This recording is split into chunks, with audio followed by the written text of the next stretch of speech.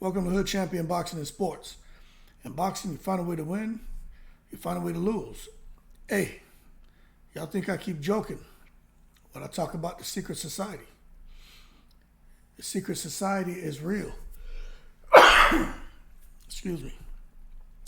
And the secret society is alive, and they were on full display tonight in the Romero ISMAEL BARROSSO fight. If you didn't see the fight, let me just break this down to you, right? Romero, the truth came to him real quick early in that fight. I think it was that second round. He got dropped, right? He got tranquilized. And somehow he managed to regroup. But after that, I mean, his punch output, I mean, he wasn't even punching. It was crazy. And I was like, Romero and ISMAEL BARROSSO, until they stopped the fight, pretty much looked like Lomachenko against Rigondeaux, or Rigondeaux Mike Saito. You know what I'm saying? Like, that's what it looked like. Rolly was on his bicycle. But obviously, the Venezuelan, 40 years old or not, we know the last thing to go is power. He had some serious power. And he was investing to the body in Rolly Romero. Rolly Romero, let me tell y'all something. He did hurt Barroso, I think that seventh, eighth round, whatever round it was. He hurt him. And I think Rolly would have finished him. But what I feel, and I don't care what anyone says, when it comes to this secret society, remember what I'm telling y'all. And what I'm telling you is not my opinion. They have conventions throughout the year for the different sanctioning bodies. They have conventions for referees. You got conventions for promoters, right? But the problem is this. At these various conventions, you'll have promoters there, managers there, judges there, sanctioning bodies there. You'll have, what are those people called, man? Commissioners there, right? And everybody's there rubbing elbows. And that's where the corruption takes place. The handshakes are made, the agreements, right? For things to go whatever direction, the money can make it go. And I'm not making that up, okay? You go watch Teddy Atlas talks about it. It's a huge conflict of interest to have all those people there in one goddamn conference. You hear people talk about it. When they go to the the restroom. Guys go in there to take a piss. Guys standing there, you got the divider, whatever. Hopefully they got the goddamn divider. Got the divider, he there pissing, this one pissing, and he there talking, and they agreeing, and okay, cool. And now you come and look at Rolly Romero. He did hurt the guy. He did. He hurt him. He had him hurt really badly. We know Rolly is an aggressive guy, dirty. He had some dirty tactics. He did push him down with that first knockdown, but the dude was going down. He was hurt. And then towards the end of the fight, he was hurt again. But he kind of lost his right to complain because his feet weren't quite underneath him, but he wasn't out. You know, I would say it was a bad stoppage. But I'm gonna tell you, when Tony Weeks stopped that fight, I'm gonna tell you what I think. It leads me to believe, and remember, this is just a conversation. There's no proof of any of this. It leads me to believe that somehow there was some kind of signal to the referee, like, hey, look, this fight isn't quite going how we want it to go.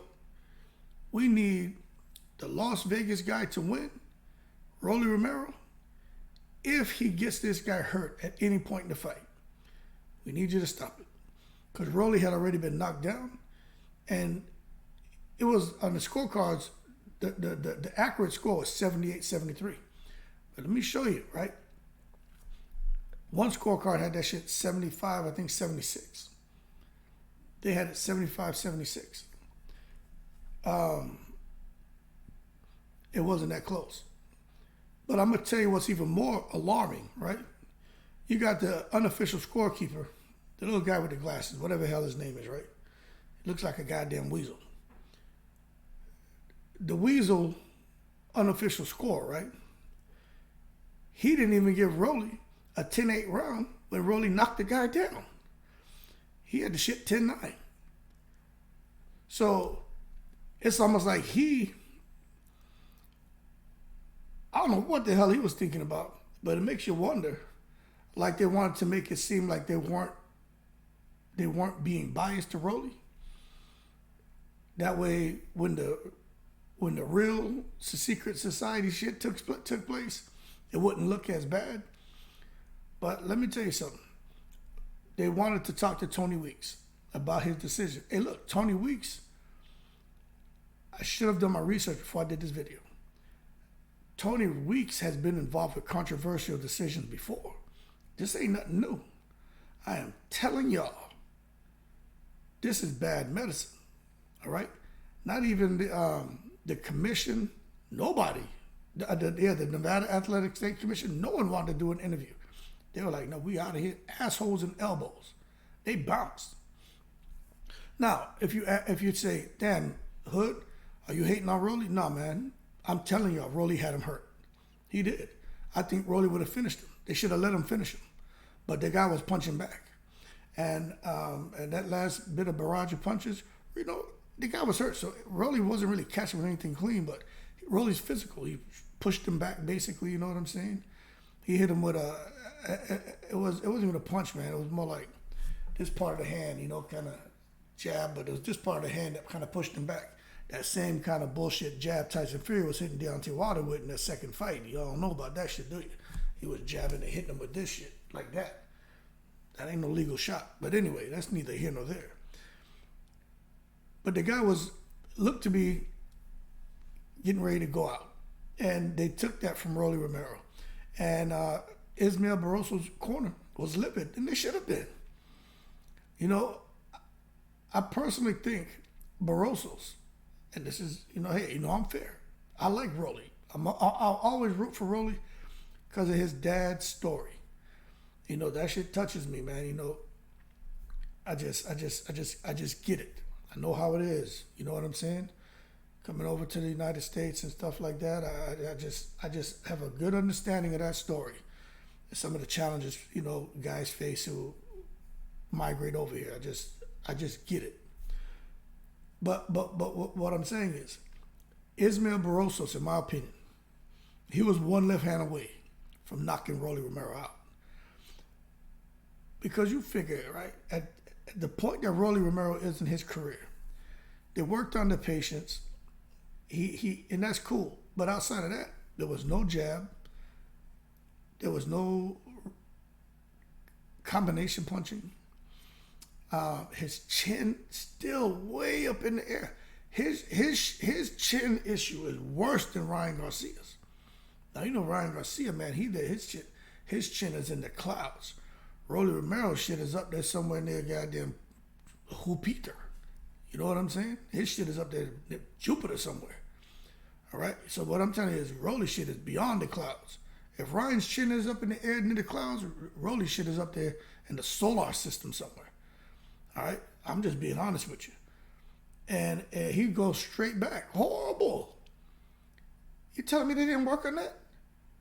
You got to throw more in this little pawn thing. I know what he's trying to set these guys up, looking to counter him with the left hook, or he'll throw the right hand, and the left hook is not even really being thrown to do a lot of damage. It's almost like a cutting type left hook, and then to come back with a right. So that's his combination. You know what I mean?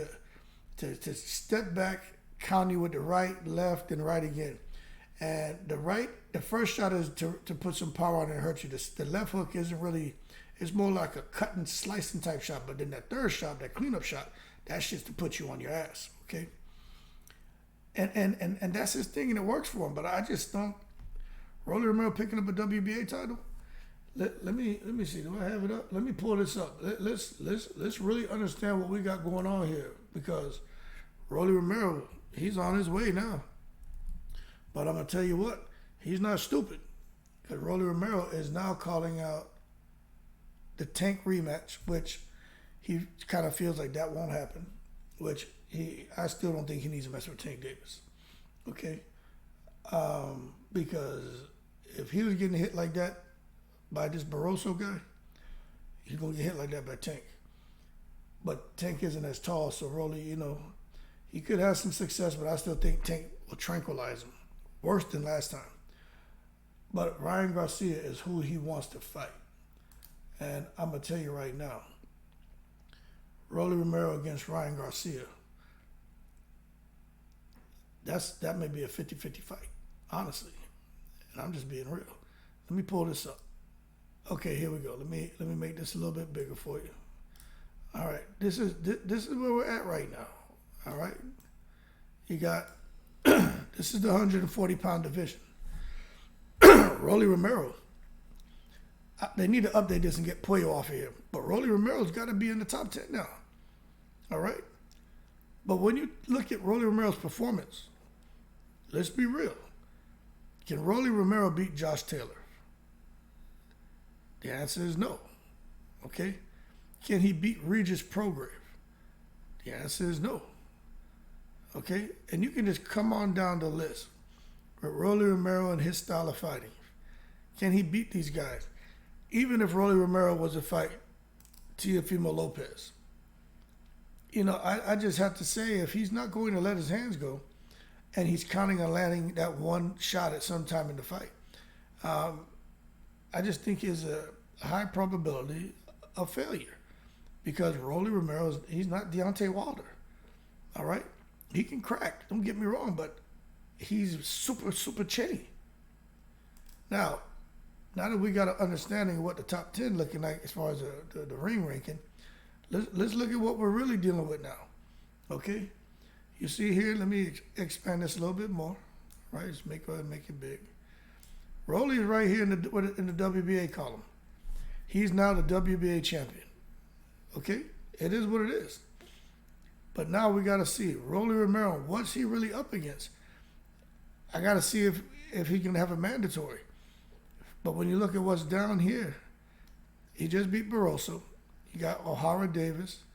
He got Batir Akhmedov, right? Then you got Carlos Ramirez. Then you got Ergashev and then Ryan Garcia. Let me tell you, the fight they're going to try to make is Ryan Garcia and Rolly Romero.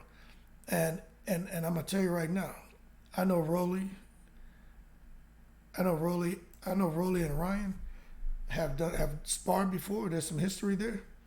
But if Rolly and Ryan, if those guys fight, I think that pay-per-view does huge numbers. I'm just being honest with you. And you know what? I think Ryan will beat Rolly Romero. I'm telling you right now. And he's he's trying to get back with Eddie Reynoso. Let me tell you something. That's going to be a hard fight for Rolly Romero, especially with Ryan and that jab. And Ryan, as long as he can win the foot fight, because Rolly Romero went that whole damn fight against Barroso's, letting Barroso's win the foot fight. It was ridiculous, man. You know what I'm saying? But when we come back and we look at this, so Ryan Garcia is what he's looking at. But Rolly Romero against Subriel Matias, he has the power to change a fight, don't get me wrong, but let's understand there's levels to this, man. And I don't care what the secret society's intentions are. I don't think the secret society is going to be able to help Rolly Romero against Regis Prograis. I don't think the secret society can help him against Subriel Matias. And I don't think he can help him against Josh Taylor, because I think Josh Taylor's beating Teofimo. But for Rolly Romero, his best bet is to get that Ryan Garcia fight, and hopefully they do huge numbers, and that way he can make some good money. And he may go into that being the A side because he has a damn WBA title now. Absolutely amazing how that works, right? But that being said, Rolly Romero, he has power. And when you have that kind of power, man, you can get behind on the scorecards. Just like Tank Davis. You can get behind on the scorecard. But going forward, Rolly's got to work on some other things. But I know that's his style. It's a kind of quirky style. But they got to put something together. He didn't throw, he doesn't even throw combinations. But then again, maybe he didn't want to because of what he had in front of him. Look, that guy, ISMAEL BARROSSO, he reminded me of Glenn Johnson. Remember Carl Frock described Glenn Johnson is like an old piece of oak wood, like you just can't damage it. And that's exactly what he is. Glenn Johnson is an old piece of oak wood. And ISMAEL BARROSSO is an old piece of oak wood, Venezuelan oak wood. And he didn't look like he was going anywhere. But at the end of the day, that's my 2 cents on it. Congrats to Rolly Romero. He's on his way. But people, I'm not joking. I may say some funny things on this channel when it comes to the secret society, but I'm telling y'all, the secret society is real. Matter of fact, let me just move me out of here. And let's just go ahead and do this, right? That's what y'all need to see right there. The secret society is alive and well. If you didn't believe corruption existed, if you didn't believe someone's going to be near to that ring who can affect the outcome, can make sure the man they want to win wins the fight. If you didn't believe it before this fight, you should believe it now, because that was one of the worst stoppages I've seen. You know, that was a bad stoppage. Maybe I've seen worse, but that was one where Weeks should have let it go on. He should have let it go on. The man wasn't in too much trouble. But I think one more really clean hard shot could have put Barrossos down again. But when you're in a fight and they're fighting for a vacant title, this man from Venezuela, you know, with all the ups and downs going on with the economy and the government and everything in the country, let that man go out on his shield, man. He's got family he's got to take care of. I'm sure extended family. Don't just rob his opportunity. Let him go out on his shield, because I'm sure that's what he wanted to do, not just lose a fight like that. But I'll tell you what, ISMAEL BARROSSO, he's a problem for anyone. That fella can crack. I don't think y'all have any problem bouncing back and getting a victory. But that being said, y'all keep cool. Shout out to the veterans, all 7 continents. Rolly Romero is on the map. That Mayweather connection, he got that secret society connection, and now he's got that WBA strap around his waist, looking to get that Ryan Garcia connection and get paid. Anyway, y'all keep cool. I'm in the breeze.